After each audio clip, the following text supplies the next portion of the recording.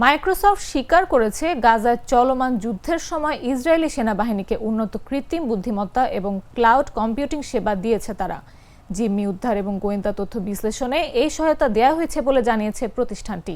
তবে মাইক্রোসফট দাবি করেছে তাদের এজিওর ক্লাউড প্ল্যাটফর্ম বা এআই প্রযুক্তি ব্যবহার করে গাজায় সরাসরি হামলা বা সাধারণ নাগরিকদের ক্ষতি করার কোনো প্রমাণ তারা পায়নি। মাইক্রোসফটের কর্পোরেট ওয়েবসাইটে একটি স্বাক্ষরবিহীন ব্লগ পোস্টে এই তথ্য জানানো হয়। এটি সম্ভবত প্রতিষ্ঠানটির পক্ষ থেকে প্রথমবারের মতো প্রকাশ্যে স্বীকারোক্তি যে গাজা যুদ্ধের ক্ষেত্রে তারা ইসরায়েলি প্রতিরক্ষা মন্ত্রণালয়ের সঙ্গে ঘনিষ্ঠভাবে কাজ করেছে।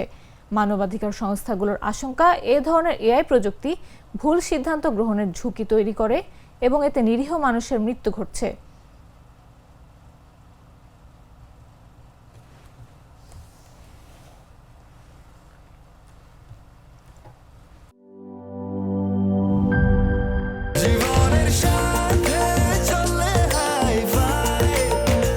স্বাস্থ্যকর অল টাইম ফ্যামিলি কেক, সব সময় অল টাইম হেলদি লাইফ।